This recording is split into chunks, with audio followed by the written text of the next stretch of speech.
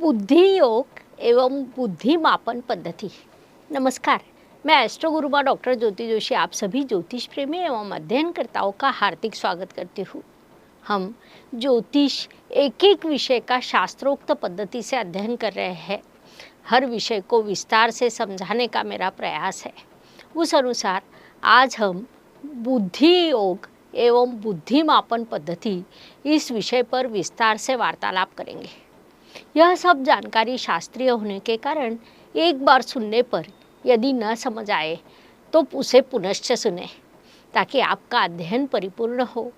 विषय को लेकर यदि कोई आपके प्रश्न हो तो उन्हें कमेंट बॉक्स में अवश्य लिखें।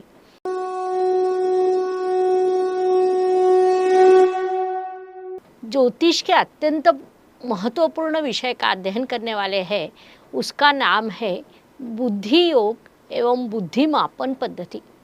वर्तमान समय में होशियारी का संबंध कई बार बुद्धि से जोड़ा जाता है।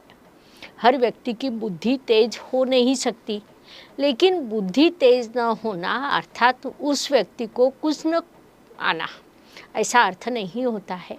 बुद्धिमत्ता के विषय को लेकर आधुनिक युग में माता पिता अत्यंत चिंतित रहते हैं। अपने बच्चों की बुद्धिमत्ता की उन्हें चिंता रहती है। ज्योतिष में यह विचार गत कई वर्षों से किया गया है। ज्योतिष में विभिन्न प्रकार के बुद्धि योग एवं बुद्धि मापन पद्धति बताई गई है। कई बच्चे बड़े बुद्धिमान होते हैं, लेकिन उन्हें कभी भी परीक्षा में अच्छे गुण नहीं मिलते। साथ ही कुछ ऐसे भी होते हैं जो पढ़ाई में हमेशा आगे रहते हैं, परीक्षा में अच्छे गुण प्राप्त करते हैं, लेकिन व्यवहार ज्ञान या आज की भाषा के अनुसार दुनियादारी, कैसे रहना है, कैसे बोलना है, कैसे बर्ताव करना है, यह ज्ञान उनके पास नहीं होता। बहुत ही थोड़े बच्चे ऐसे होते हैं कि उनमें ये दोनों गुण होते हैं, लेकिन उसमें भी पहले पढ़ाई और बाद में कार्यक्षेत्र में माता पिता की अपेक्षाओं के कारण उचित समय पर उचित मार्गदर्शन न मिलने से या अन्य किसी कारणों से उचित निर्णय न लिए गए हो तो परिणाम भिन्न होते हैं।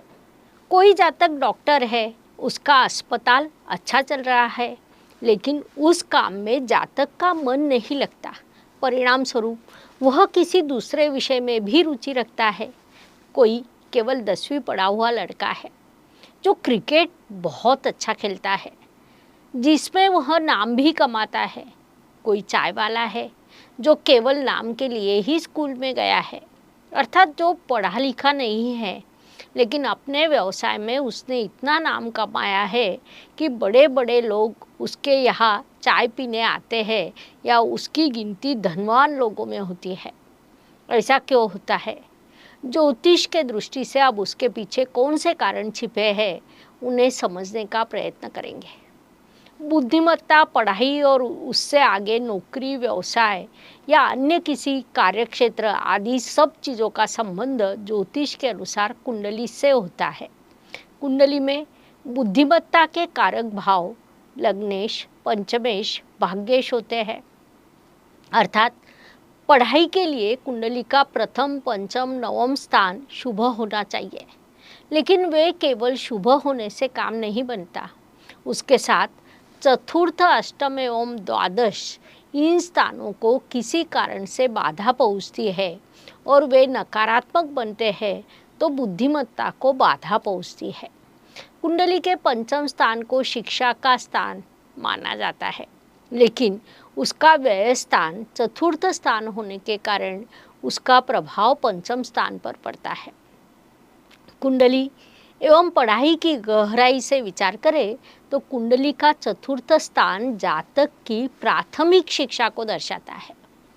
पंचम स्थान से जातक के माध्यमिक से स्नातक तक की शिक्षा का बोध होता है। लाभ स्थान से उच्च शिक्षा एवं उससे मिलने वाले लाभ देखे जाते हैं। कुंडली का अष्टम स्थान पढ़ाई में आने वाली बाधाएं या पढ़ाई के अंत को दर्शाता है। दशम स्थान से पढ़ाई के अनुसार या नौकरी, व्यवसाय को दर्शाता है। उसमें कई बार जातक ने जिस क्षेत्र में पढ़ाई की हो उसका उपयोग नहीं होता, तो ऐसा किस कारण से होता होगा? उस कारण को अब हम बुद्धि योग के द्वारा समझने का प्रयास करेंगे। बुद्धि अर्थात बुध ग्रह, यह समीकरण तय है क्योंकि बुध को बुद्धि का कारक माना जाता है। अर्थात जिसकी कुंडली में बुध ग्रह बलवान हो वह जातक निश्चित रूप से बुद्धिमान होता है। लेकिन बुद्धिमान व्यक्ति आवश्यक नहीं कि विद्वान भी हो। बुद्धिमान एवं विद्वान ये दोनों भिन्न चीज़ें हैं। जिनके पास ये दोनों चीज़ें होती है वे जातक अत्यंत भाग्यवान होते हैं। बुद्धिमत्ता की दृष्टि से विचार करें तो कुंडली में यदि बुध ग्रह शुभ हो और अन्य ग्रह स्थिति भी अनुकूल हो तो विभिन्न शुभ एवं राजयोग कुंडली में निर्माण होते हैं। उसमें बुध ग्रह से निर्मित भद्र योग, गुरु से निर्मित हंस योग मुख्य रूप से बताए जा सकते हैं। बुध ग्रह बुद्धि का कारक होने के कारण बुध से प्रभावित व्यक्ति के पास अद्भुत बुद्धिमत्ता होती है। उसी के बल पर वे साहित्य, वक्तृत्व, कला के स्वामी होते हैं। उसी के बल पर वे जीवन में सफल होकर सभी प्रकार के सुख, मान सम्मान, प्रसिद्धि प्राप्त करते हैं। कुंडली में शुभ बुध के प्रभाव से यह होता है। यह शुभ बुध को यदि भद्र योग का सहयोग मिले तो जातक के जीवन में चमत्कार हो सकते हैं। कुछ ऐसा ही गुरु ग्रह का भी है। किसी चीज़ को प्राप्त करने के लिए, उसे सीखने के लिए, ज्ञान प्राप्त करने के लिए आवश्यक निश्चय एवं दृढ़ता गुरु ग्रह के पास होती है। परिणाम स्वरूप गुरु एवं हंस योग से प्रभावित व्यक्ति उच्च शिक्षित हो या न हो उससे कोई फर्क नहीं पड़ता, क्योंकि पढ़ाई न करते हुए भी किसी विषय का ज्ञान प्राप्त करने की शक्ति उसमें होती है। उसी के बल पर वह ज्ञानी कहलाता है। उसी के बल पर वह जीवन के सभी प्रकार के सुख प्राप्त करता है, सफल एवं संपन्न जीवन व्यतीत करता है। ऐसा व्यक्ति जहाँ भी जाता है वहाँ के लोगों के लिए आदर्श बन जाता है। अपनी विद्वत्ता के बल पर वह दूसरों को मार्गदर्शन करता है, क्योंकि मार्गदर्शन करना गुरु का मुख्य कर्तृत्व माना जाता है। दूरदर्शिता, दृढ़ता के गुण उनमें होते हैं। नीति, धर्म, तत्व जैसी चीज़ों का वे पालन करते हैं। अपने इन्हीं गुणों के आधार पर ऐसे जातक शैक्षणिक संस्था, वैचारिक प्रतिष्ठान, विश्वविद्यालय, अनुसंधान केंद्र जैसे स्थानों पर अच्छा काम करके बड़ा नाम कमाते हैं। लेकिन यह सब होने के लिए कुंडली में गुरु ग्रह का शुभ होना आवश्यक होता है। अशुभ गुरु के फल भी अशुभ मिलते हैं। साथ ही एक और उदाहरण देना हो तो बुधादित्य योग का दिया जा सकता है। बुध की बुद्धि का जब रवि अर्थात सूर्य का तेज मिलता है तब क्या चमत्कार होते हैं, यह देखने के लिए आप बुधादित्य योग की कुंडली देख सकते हैं। कुंडली में शुभ बुध एवं रवि से बुधादित्य योग की निर्मिति होती है। कुंडली में इन दोनों का गठबंधन हो तो जातक उन्नति के शिखर पर विराजमान होकर दैदीप्यमान होता है। बुध का अर्थ बुद्धि होता है। जिस जातक की कुंडली में बुध ग्रह शुभ हो वह जातक बुध की कृपा से बुद्धिमान भी बनता है। रवि अर्थात सूर्य की महिमा हम सभी को पता है। सभी ग्रहों में शक्तिशाली ग्रह रवि माना जाता है। उसी के शक्ति से अपनी जीव सृष्टि प्रकाशपान है। ऐसा रवि जिस जातक के कुंडली में शुभ होता है उस जातक का जीवन रवि के तेज से तेजोमय होता है। कुंडली में बुध और रवि का गठबंधन अर्थात बुध की बुद्धिमत्ता और रवि का तेज प्राप्त हो तब स्वाभाविक रूप से ऐसा जातक जन्म से ही दूसरों से अलग दिखाई देता है। बुध और गुरु भले ही एक दूसरे के शत्रु ग्रह माने जाते हो, लेकिन कुंडली में वे एक दूसरे के पूरक हो तो वह जातक के लिए लाभकारी रहता है। अष्टक वर्ग में प्रथम, पंचम, नवम स्थानों को मिले गुण, साथ ही बुध और गुरु द्वारा इन स्थानों को प्राप्त गुण, इस पर जातक की बुद्धिमत्ता निर्धारित होती है।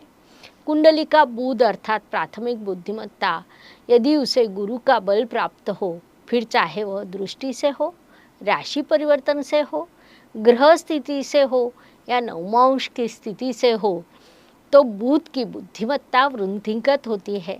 बुध से व्यक्ति कितना भी बुद्धिमान क्यों न बने, लेकिन ज्ञान गुरु के बल से मिलता है। बुद्धिमत्ता की दृष्टि से बुध एवं गुरु, इन दो ग्रहों का प्रभाव अत्यंत प्रभावी होता है। लेकिन बदलते समय के अनुसार बुद्धिमत्ता के निकषों में भी बदलाव होता है। वर्तमान समय में बुद्धिमत्ता का विचार करना हो तो हर्षल ग्रह की स्थिति को हम नज़रअंदाज नहीं कर सकते। उसका भी बड़ा प्रभाव जातक की बुद्धि पर पड़ता है। साथ ही आज विभिन्न प्रकार के कार्यक्षेत्र निर्माण हुए हैं। हर कार्यक्षेत्र का स्वामी अलग है। परिणाम स्वरूप बुद्धिमत्ता देखनी हो तो जातक के कुंडली में बुध और गुरु के साथ अन्य कौन से ग्रह प्रबल है, उनके कारकत्व क्या है, यह देखना भी आवश्यक होता है। कुंडली में बुद्धिमत्ता देखनी हो तो बुध को देखना चाहिए। विद्वत्ता देखनी हो तो गुरु की स्थिति देखनी चाहिए। लेकिन नॉलेज एवं काल के अनुसार बदलती हुई स्थिति को देखना हो तो मंगल, रवि, शनि, राहु, हर्षल, इन ग्रहों की स्थिति को भी देखना चाहिए। कुंडली में जब बुद्धिमापन किया जाता है तब ग्रहों का बल, अंशात्मक स्थिति से उसका मापन किया जाता है। परिणाम स्वरूप माता पिता ने अपनी अपेक्षाओं का बोझ अपने बच्चों पर डालना नहीं चाहिए। मार्गदर्शन के अभाव में अनुचित निर्णय लेकर बच्चों का नुकसान करने की अपेक्षा ज्योतिष विशेषज्ञ के पास जाकर अपने बच्चे के कुंडली में बुद्धि योग एवं बुद्धि का मापन करवाना चाहिए ताकि उचित निर्णय लिया जा सके। इस विषय को समझने के लिए इतनी जानकारी पर्याप्त है। हम यही रुकते हैं। मैं आपको पुनश्च बताना चाहूँगी कि यह शास्त्रीय जानकारी होने के कारण एक बार सुनने से अगर ना समझ आए तो पुनश्च अवश्य सुने। धन्यवाद। शुभम भवतु। जय ज्योतिष। ज्योतिष का अध्ययन तथा शास्त्र की शास्त्रीय तरीके से पढ़ाई करने के लिए मेरी 2 किताबें प्रकाशित हो चुकी है। उनका अवश्य लाभ लीजिए। Please like, share and subscribe the channel. और हाँ, बेल आइकॉन दबाना ना भूलें। धन्यवाद।